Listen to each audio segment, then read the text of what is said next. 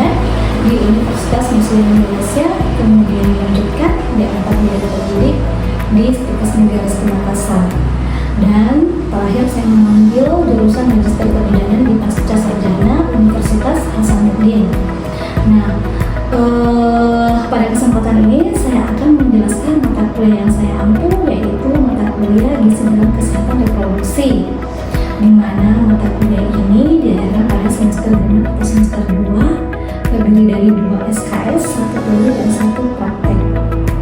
Nah, adapun capaian pembelajaran pada mata kuliah ini, yang pertama, mahasiswa mampu menjelaskan konsep dasar ilmu gizi. Kemudian yang kedua, mahasiswa mampu menjelaskan konsep dan prinsip gizi pada kehamilan. Yang ketiga, mahasiswa mampu menjelaskan konsep dan prinsip gizi pada persalinan. Dan yang keempat, mahasiswa mampu menjelaskan konsep dan prinsip gizi pada ibu nifas dan ibu menyusui. Kemudian yang kelima, mahasiswa mampu menjelaskan kebutuhan nutrisi pada bayi dan balita. Dan yang terakhir, mahasiswa mampu menjelaskan konsep gizi kesehatan reproduksi. Berikut ini saya akan mendeskripsikan salah satu materi dari mata kuliah Gizi dalam Kesehatan Reproduksi, yaitu materi mengenai konsep dan prinsip gizi pada ibu hamil.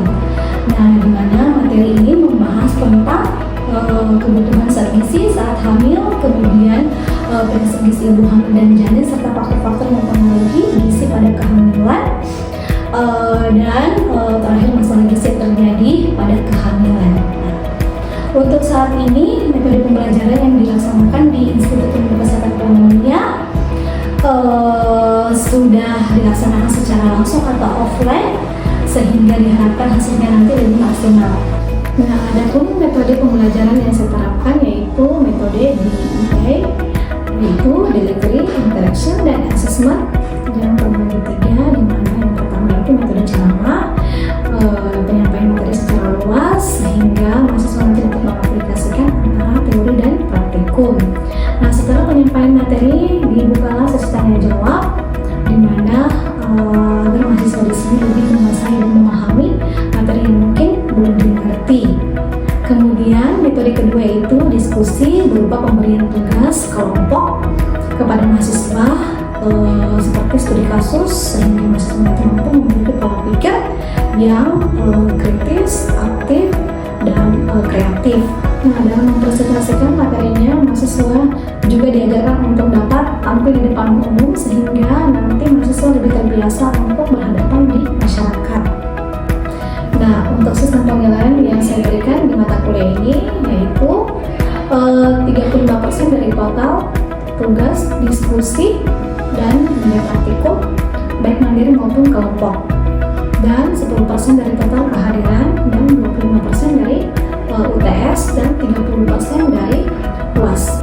Nah, hasil evaluasi nilai tersebut saya infokan secara transparan baik itu di kelas maupun di WA group dan di SIAKAR.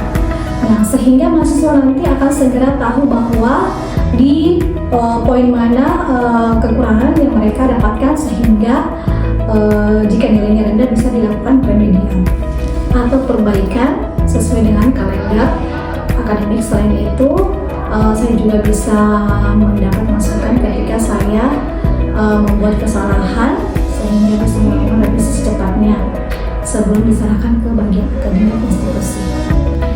Berikut ini saya akan menunjukkan proses pembelajaran dalam rangka seleksi Serdos PDD UKTPT dengan metode Delivery, Interaction, dan Assessment. Terima kasih. Assalamualaikum warahmatullahi wabarakatuh dan selamat belajar. Assalamualaikum warahmatullahi wabarakatuh. Selamat pagi, Bu.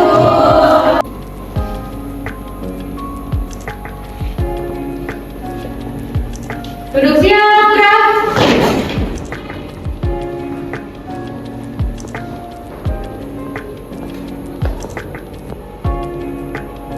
Lapor kelas 1A 930 siap dan waktu.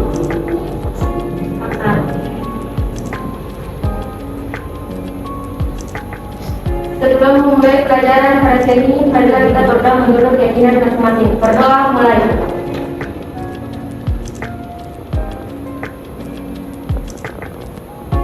Berdoa selesai. Istirahat di tempat. Gerak. Selamat pagi, Ibu. Selamat pagi. Baik, sebelum kita memulai perkuliahan ya, mungkin absen dulu ya. Silakan.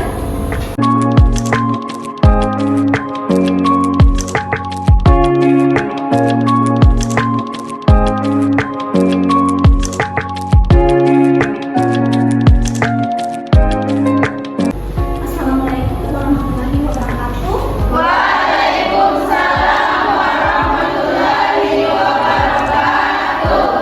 Bagaimana kabarnya adik-adik? Baiklah ya, kalau sebelum kita masuk di materi konsep dan prinsip gizi pada ibu hamil, mungkin ada di antara kalian yang ingin merefleksikan materi yang sebelumnya. Siap saya, Bu. Baik. Assalamualaikum warahmatullahi wabarakatuh.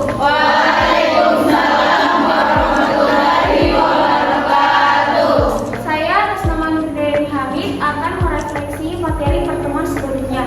Jadi materi sebelumnya minggu lalu kita pelajari yaitu mengenai tentang gizi.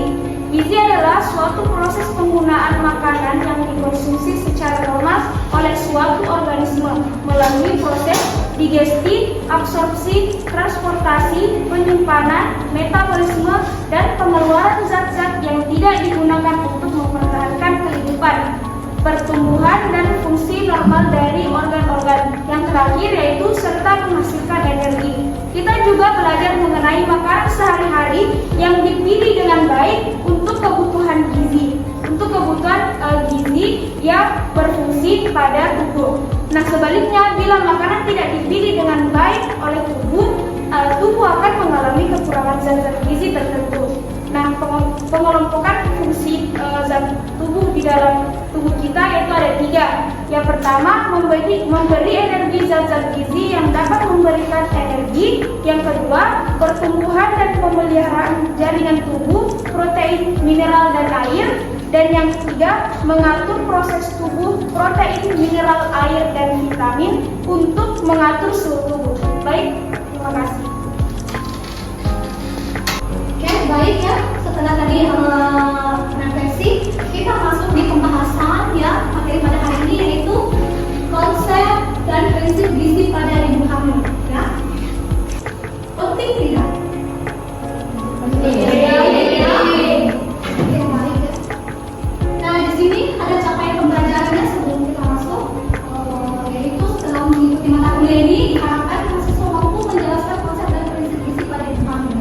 Adapun yang akan saya bahas yaitu menjelaskan kebutuhan zat gizi saat hamil, menjelaskan prinsip gizi ibu hamil dan janin, menjelaskan faktor-faktor yang mempengaruhi gizi ibu hamil dan janin, serta menjelaskan masalah gizi pada ibu hamil. Nah, ini konsep dan prinsip gizi pada kehamilannya. Jadi, kehamilan merupakan masa kritis di mana gizi ibu yang baik adalah faktor penting yang mempengaruhi kesehatan ibu dan anak.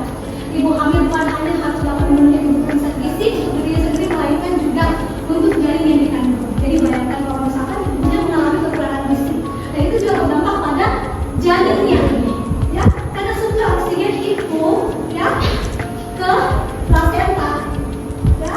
Jadi semua cadangan ibu itu, gizi ibu itu akan ditransportasikan ke janinnya, ya, melalui oksigen. Ada pun masalah yang biasanya terjadi mungkin di sini ada yang tahu, ya, karena kan sebelumnya sudah belajar ya terkait gizi dan sestok. Masalah apa saja sih yang biasanya terdampak jika ibunya mengalami kekurangan gizi? Ada? Janinnya bisa kenapa? Atau ada yang belum pelajari di rumah?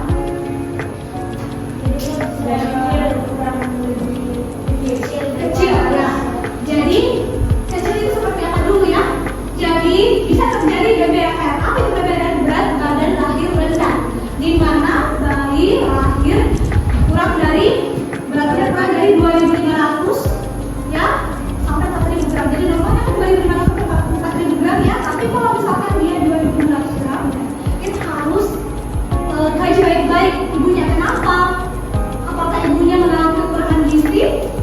Ya, seperti itu. Baik, kebutuhan zat gizi saat hamil yaitu di mana kebutuhan gizi ibu hamil mengalami peningkatan dibandingkan dengan ketika tidak hamil ya. Nah, di mana bila kebutuhan energi perempuan sebelum hamil itu berkisar 1.900 kalori per harinya ya. Nah, untuk usia 19 sampai 29 tahun dan 1.800 kalori untuk usia 30 sampai 49 tahun. Maka kebutuhan ini akan bertambah pada saat hamil, ya, di mana sekitar 180 kalori per hari pada trimester 1, ya, dan 300 kalori per harinya pada trimester kedua dan ketiga, ya. Dan itu adalah kebutuhan protein, lemak, vitamin dan mineral akan meningkat selama hamil. Ya, jadi kalau kebutuhan protein itu bisa didapatkan dari ikan, kemudian apa daging, masuk, ya. Oke, kita lanjut. Nah, ini ada beberapa tabel ya, akan mencoba disertai yang dianjurkan per orang per hari, ya, untuk dewasa dan anak hamil, ya, energi kalori ini. Kalori itu bisa didapatkan dari sumber makanan apa ya? Ya, nasi, ya, gandum, jagung, ya.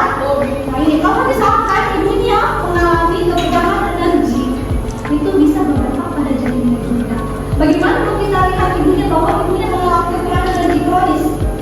Apa yang dilihat atau apa yang diperiksa? Itu lilanya, lingkar dengan atas. Kalau misalkan di bawah 23,5 dalam batas aman ya, karena kalau di pengukuran lila itu ya, itu kan ada merah ya, kalau di lilanya ya, ukurnya. Kalau misalkan dia di bawah 23,5, nah itu menandakan bahwa ibunya memiliki kekurangan energi kronis atau kekurangan gizi. Tapi lihat dulu, kalau mau melakukan pengukuran itu ya harus tangan yang tidak dominan. Nah, kenapa? Kalau tangan yang dominan, misalkan saya yang bekerja selalu makan berat di tangan menggunakan tangan kanan, otomatis saya akan memeriksa ibunya itu menggunakan tangan tidak dominan itu. Hasilnya ini akan berotot dibandingkan tangan yang tidak dominan. Jadi begitu, jadi jangan salah sasaran untuk mengukur, ya. Bila harus tanya ibu, tangan dominan yang bekerja yang mana ibu? Nah, bisa dilihat ya, vitamin A, protein, ya, vitamin D. Vitamin D kan bisa juga dari makanan dan sumber makanan ya. Itu pun juga protein, ya, vitamin A dari bahan seperti makanan wortel, ya, brokoli, banyak mengandung vitamin A. Saya lanjut ya. Nah, ini prinsip gizi ibu hamil, ya, dan janin. Penting diperhatikan bahwa ibu hamil bersama remaja, putri dan bayi sampai usia 2 tahun, ya, termasuk kelompok kritis untuk manusia kimia, ya. Masa depan kualitas hidup manusia akan ditentukan pada kelompok ini ya. Jika kondisi gizi kelompok ini diabaikan akan timbul banyak masalah yang berpengaruh terhadap kembali kualitas hidup manusia. Nah, sekarang kita lihat banyak ya anak-anak ya rata-rata pendek, menarik sekali. Karena kenapa? Pada saat ibunya hamil itu sudah kekurangan gizi, sehingga berdampak pada saat nanti dewasa itu akan cenderung lebih pendek dan tidak berkonsentrasi, ya. Bahkan pada awal trimester pertama itu ya, ini kan masa pertumbuhan ya, dan sangat dibutuhkan sel-sel pembentuk. Makanya ya diberikan vitamin pada ibu hamil untuk puskesmas, ya. Jangan sampai dia dimakan itu atau tidak mencukupi kebutuhan ibu hamil, sehingga untuk mencegah terjadinya cacat. Ya, mari kita lihat ya, bayi-bayi yang perempuan itu mengalami kecacatan salah satunya, ya, kekurangan apa? Tablet besi bisa mengalami cacat bawaan lahir, itu tidak ada batu kepalanya, ada sempal, ya, tidak ada batu kepalanya, bayi mengalami prematur, belum cukup bulan setelah lahir, karena itu salah satu faktor, ya, terutama anemi, ya. Jadi jangan biarkan itu mengalami anemi.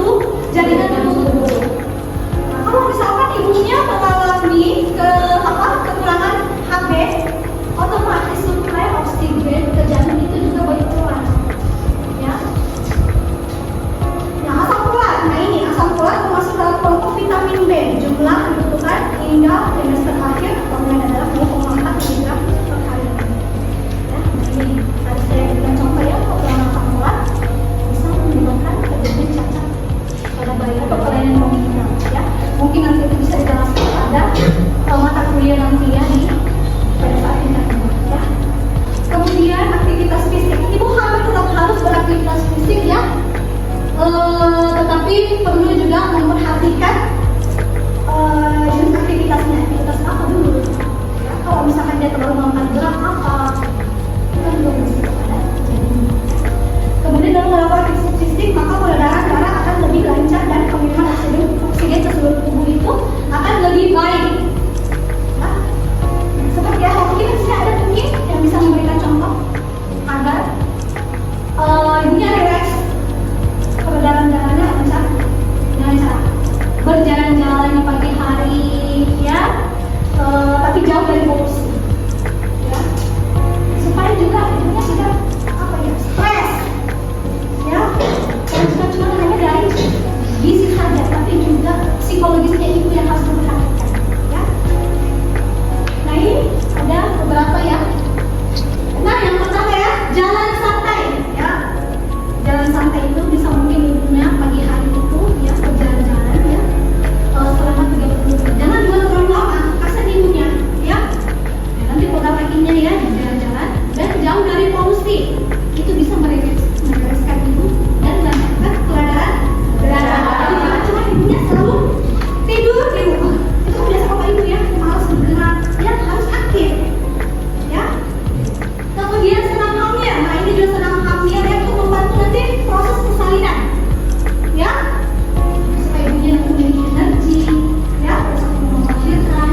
Kemudian dengan senam hamil, selain senam hamil juga bisa melakukan yoga, ikut yoga supaya pikiran ibu hamil itu ya selalu berpikir positif. Kan biasanya ibu hamil ya takut kalau misalkan nanti kalau ada saat melahirkan nanti takut hanya cacat. Kemudian apabila ada masalah sama keluarganya, sama suaminya, nah ini salah satu yang sekarang masih booming ya di Indonesia itu komplementer.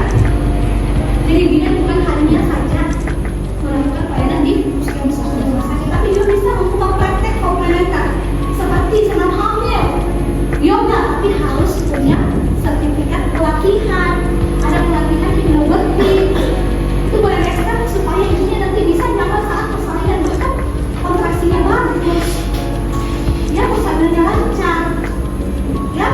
Jadi ibu itu bisa beradaptasi dengan dirinya bahwa kehamilan adalah hal yang paling menyenangkan. Jadi jangan selalu berpikiran negatif, nanti anakku cacat, katanya kalau melahirkan itu kaki sudah dibawa pupus sebelah ya, tidak boleh seperti itu ya, karena itu bisa langsung memicu hormon adrenalinnya ibu ya, stres ibunya langsung ya. Namanya ibu yang pas masuk di ruang bersalin tiba-tiba tekanan darahnya meningkat karena kenapa? Stres ya, ini terjadi preeklamsi.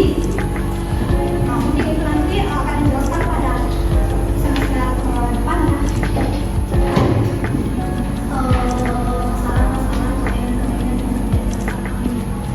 Nah ini pemantauan berat badannya, untuk juga memastikan bahwa ibunya cukup gizi ya ibu, dengan memantau berat badannya. Jadi kalau pada saat ibu hamil dan anak seperti berat badannya apakah ada peningkatan selama dia hamil, itu harus ada peningkatan ya. Makanya bicara kalau ada hamil itu ibu timbang berat badannya ibu, supaya kita lihat kenaikan berat badannya apakah meningkat atau tidak ya. Jadi ibu hamil yang perlu mengetahui katanya secara umum memeriksa berat badan untuk menentukan status gizi ya. Pada awal kehamilan berat badan ibu sebelum kehamilan atau pada awal kehamilan penting untuk dijadikan dasar. Jadi harus dicari dulu ibu sebelum hamil harus memang timbang gitu ya, supaya kita tahu ya apakah ada peningkatan berat badan selama dia hamil. Oke baik ya, kita bisa lihat rata-rata ibu hamil bertambah berat badannya sebesar 10 sampai 12,5 kg selama kehamilan ya. Jadi kebanyakan terjadi setelah minggu ke 20 yaitu pada trimester 2 dan 3.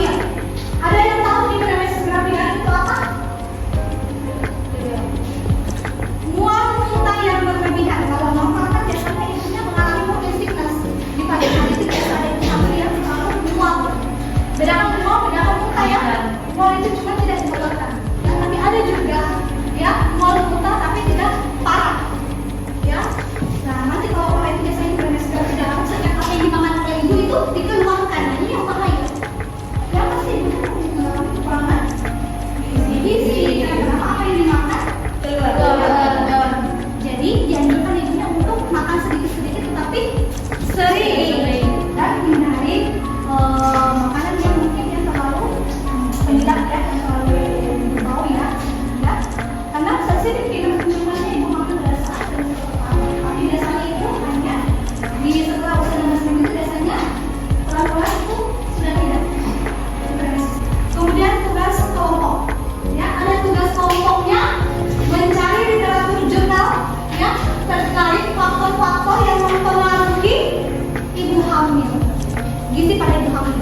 Jadi cari jurnal yang berkaitan apa saja sih yang bisa menyebabkan ibu hamil itu mengalami kekurangan gizi, apakah usianya, apakah masalah sosial ekonominya. Cari jurnal yang berbeda-beda ya deh. Mungkin bisa di review atau dipresentasikan pada pertemuan selanjutnya. Mungkin di sini ada mungkin yang mau ditanyakan terkait materi yang saya sampaikan.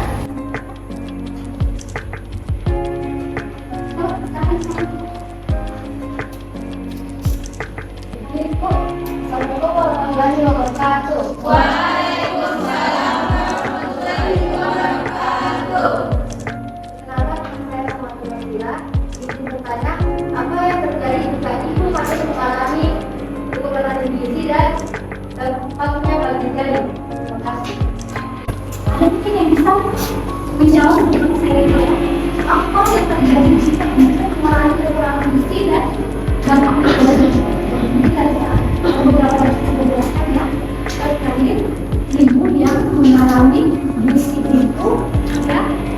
Jadi bisa mungkin lihat dulu ya, ada gejalanya ya, yang pertama ya, kalau untuk ibu hamil kurang gizi itu ya bisa terhambat pertumbuhan janinnya ya, bisa mengalami cacat pada bayi ya, kemudian bayi ibu bisa melakukan prematur belum waktunya ya. Kalau 7 bulan itu adalah antara itu 37 minggu sampai 42 minggu ya. Nah itu salah satu ya faktor jika ada penyebabnya jika ibu yang mengalami kekurangan gizi dan anemi. Ya pasti ibu mengalami anemi karena kurang asupan gizinya ya. Tadi sudah saya jelaskan beberapa kali vitamin yang perlu ya. Oke, mungkin bisa mungkin menambahkan kalau gimana? Ya, silakan. Terima kasih atas kesempatannya. Assalamualaikum warahmatullahi wabarakatuh. Waalaikumsalam warahmatullahi wabarakatuh. Perkenalkan nama saya Muhammad. Ibu, bagaimana mengetahui karena ada gejala ibu hamil mengalami? Terima kasih ya jawab pertanyaannya. Tadi ada beberapa yang saya jelaskan ya. Jadi untuk memantau bahwa ibu ini kekurangan gizi ya, kita harus selalu melihat berat badannya. Berat badan ya, apakah pada saat dia hamil ada peningkatan berat badan, kemudian ya dari kondisinya ibu ya lemas, lesu, nah itu juga salah satu gejala ibu mengalami kekurangan gizi. Nafsu makannya berkurang ya, ibu udah sakit ya, ibunya mengalami anemi pucat ya, bisa mungkin kita ini kalau ibu mengalami pucat dan konjungtivalnya. Nah dampaknya pada janin itu juga tadi saya bilang sudah jelaskan ya, bisa terjadi bisa mengalami kayak komunitas.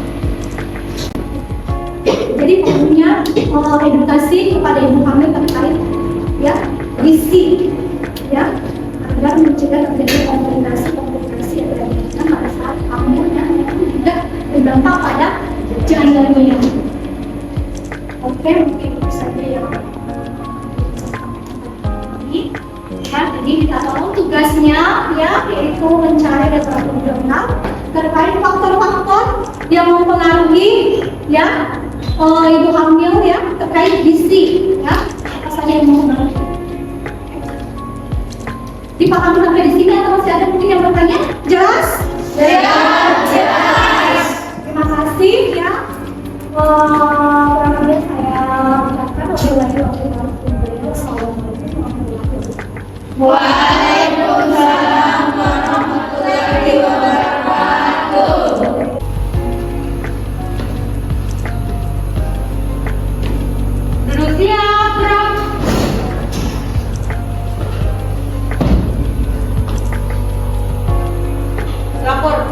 pembelajaran di pagi hari ini telah selesai. Laporan selesai.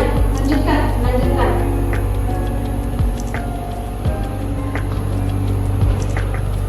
Mengakhiri pembelajaran di pagi hari ini, marilah kita berdoa menurut keyakinan masing-masing. Berdoa.